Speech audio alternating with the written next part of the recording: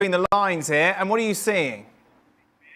I am seeing a man that is, in this moment, is the best player in the world playing football, but then he's playing poker, and he has the best hand in the world, and he is a fantastic poker player. Can you imagine Liverpool sitting there? Of course they want to sign him up. They want to keep him. He's a symbol for them. He creates goal points all over the place, and then there's always these small sticks. And we are waiting for them, and it's not like it's very, I'm not saying, quote, clever. He just says it, and he's just sitting there with his smile. He's the best player in the world. He got his trim. He looks like a $1 million man a week, and he's just sitting there, and he's playing with them. The good news for Liverpool, he is playing on the pitch as well and producing for them. It's an unbelievable thing that we are experiencing now at Liverpool with Salah and Liverpool Football Club. Well, they're lying on the floor at the moment, Liverpool executives. They're sort of... What are they doing on the floor? Crying. They're almost in tears because they've probably made this guy the most magnificent offer. Yeah. And he is... he's already on big money. I'm sure they've made him an even better offer, a bumper offer, and he's screwing them to the ground, basically. I mean, he doesn't have to say anything. I mean, there's a big game this weekend, albeit Man United are struggling, but it's still Liverpool-Manchester United. He didn't have to say anything. He could just let his representatives say yay or nay behind the scenes. But he's not serving the ball back over the net to Liverpool. He's taking the whole bucket, right? And he's thrown 100 balls up in the air, and he's serving an ace with every one of them. And if you're Liverpool, you must be like, and Arne Slot, what can he say? Yeah. He's not. It's not his negotiations. It's executives. It's ownership. And here we have this guy, and in some sense, he's holding Liverpool to this huge ransom at the moment. I mean, there's Van Dijk and Alexander-Arnold as well. So this is a very difficult scenario for Liverpool financially in terms of their wage structure. They're having potentially a standout great season, and their best player is, without even being asked, is just lobbing the ball up and absolutely smashing it into Liverpool's court. I mean, this one's not going to end easy, I don't think. Luis, what a position for Salah to be in, because there's one thing saying these things, but there's of course another producing it on the pitch as he has been throughout this whole season. Yeah, exactly that. And how difficult it should be to be there in that position, just to try to make a new contract, try to think about your future, because it's only 6 months left on your contract, but it's still producing, still having the ability, the talent to produce on the field. I think it's something that not many players in the world can manage. But have a look at the stats. 17 goals and 13 assists is just something incredible for Mo Salah, that he has done it again. We've been in this situation not long ago when he was signing the previous contract. The situation was exactly the same. A lot of teams were looking to sign Salah. He was playing a little bit with the board, trying to find his way, trying to show that his value is the one that he deserves. And in the end, he signed a new contract. And I think that we are exactly at the same point. And once again, he continued delivers. I'm sure that the people at Liverpool, the people in the board, that has to decide how is going to be this new deal for Mo Salah. They are trying to tell him, listen, yes, slow down a little bit, that we can put an offer that you can have, and we are going to keep you for quite a few more years. But not an easy moment for both, or Liverpool or Mo Salah. They'll be singing. One thing we do know, they will be chanting his name again at Anfield on Sunday, and it'll be ringing around that ground. And the chances are he'll do what he's been doing all his Liverpool career, and certainly this season, and that is make big moments happen during the game. But you talk about throwing grenades in. Last week was the West Ham game where he was interviewed, and he just said, we're far away. Yep. And that was an eye-opener at the time. He went, okay, is that a game of bluff, or are they a long, long way apart? Now coming into this one, he's talking about this is his last year at the club. He didn't say it definitively, nope, but he just kind of threw it out there. And it's almost pulling at the heartstrings of the Liverpool fans who will be clearly absolutely desperate for him to sign a deal. But where do you stop as a football club when you go to your financial department and I don't know what he's asking for. So whatever it is, he's probably going to get, either he's going to get it or he's going to get close to it. I don't think there's any way in this world Liverpool can allow a guy who's delivering as often as he is in big games. I just don't think they can allow him to walk away. And I've said this before. Saudi Arabia is not for him. He's too good a player. You know, he's still he's in his 30s, but he's in his pomp. He's still scoring goals at the highest level. They could be, they're the favourites for the league. They'll be one of the favourites for the Champions League.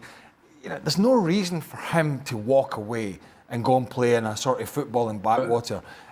Surely somewhere there's a compromise that can be made here between Liverpool Football Club and the player and his representatives. Right, Jan, crystal ball time. Percentage chance we're starting next season with Mo Salah as a Liverpool player? Well, Craig is doing a good analysis because where should he go? I mean, this is the best player in the world. He's playing right now for the best club in the world. They can win 4 titles. They are favourite to win the Premier League. They are top of the Champions League. They're in the semi-final of the League Cup, the FA Cup coming up, and so on. So where should he go? And when you think of all the players, and I come to the crystal bowl, or what you call it, because it's so interesting that he doesn't have to walk away. He doesn't have to talk, but he's still doing it. Musiala, Wirtz, Kimmich, Van Dijk, Trent, Arnold, they all want a new contract. Nobody knows what, and they say nothing. And he's just sitting, and it's not like he's gambling or something. He just says it. But I think that this tactic, I think it's good news for Liverpool. If he wanted to go away, just as I read it, I have no clue about his ability as a poker player. I'm just seeing what he's saying. If he's talking about this is the last time he's playing Manchester United, this is the last time I go left at the stadium, this is the last time I take the bus to Tesco to get something to eat. I mean, if you do that all the time, meaning that Liverpool means something to you, I think that he will stay at Liverpool Football Club because he is at the best club. And this guy, if he is that gambler that he now tried to show us, well, then there is another competition that he got to be a part of, because then he's world class there as well. This is the Tesco meal deal that did it. Of course, Mo Salah's Liverpool with Manchester United coming up on Sunday. You could not find 2 teams in more contrasting forms when it comes to big sides across Europe, and that certainly is summed up by the scorelines. Me and Craig going for 4, Nathan 4-1, Jan 3-1, Robbo 2-0, Luis Garcia 2-0. Luis, I suppose, slightly conservative from you compared to the rest. Yeah, after what I've seen, yes, it looks like that I'm holding my horse, and I think that I'm happy just to get the 3 points against United. It's always good to get a win. So at Tunil, I think it will be fantastic. And again, don't forget, these are different games. It's not an easy game, and Man United will put a good performance and at least a good fight. It's a bit like the Spurs game, isn't it, in a sense, when we were talking about the Liverpool game in London against Spurs a week or 2 ago, and we sat on the day before on the Saturday. In fact, we've just been doing the Barca Atleti game, and we said, how can we find a pathway for Tottenham to somehow be organised, and somehow Liverpool would not sort of be very cute and clever and sort of pick them apart? And I don't think anybody could, and I think it was a pretty easy analysis, and it worked out that way. It's very similar here, unless Ruben Amorim has been able to do something transformative in 3 or 4 days or whatever it is since they last got walloped, in terms of the shape of the team, going into Anfield against one of the slickest passers of the ball, a team that has midfielders that open you up and make runs, a team that is very fluid in terms of this front 3 where they go. How do you find a pathway for this Liverpool side not to carve this United side open? We saw Bournemouth do it. We saw Wolves do it. We've seen many others do it. Yeah, they had this great result against Man City at the Etihad, but it's kind of not anything to shout about these days. And there was that late great goal from Ahmed Diallo.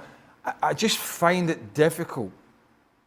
Yeah, United could sit in, get everybody behind the ball and try and make it difficult. Have they got the kind of players to do that in the team?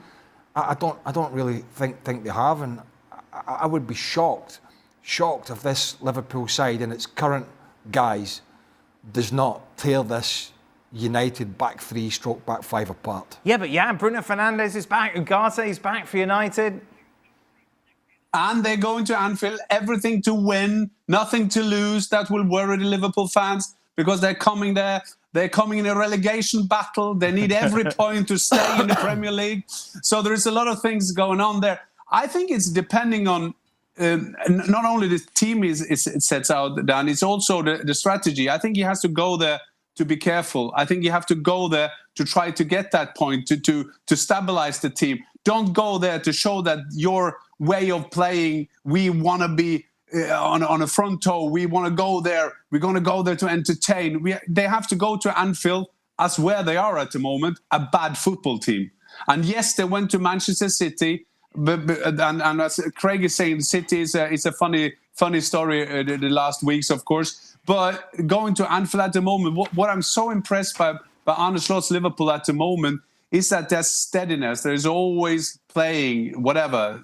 If they're down, not very often, but if they're down, they keep on playing. You see what they're doing. So I don't want to see, for Manchester United fans, a Manchester United team that like to play out from the back, that Onana going to be the quarterback of Manchester United. Then it's going to be, then my 3-1 will be very conservative, I think. I got a funny feeling, Jan, that Ruben Amorim's not gone to Anfield to try and entertain this weekend. I mean, no, we never know with coaches, do you, Craig? Well, you can say that we have to go there and do something, I mean, you know. Entertaining and Man United shouldn't really be in the same sentence at the moment. I mean, stopping crosses into the box or marking when crosses come into the box, picking up, and Alexander Isak or a Joe Linton, as they didn't do, would be a start. But again, I would be shocked, absolutely shocked, if this was not comfortable.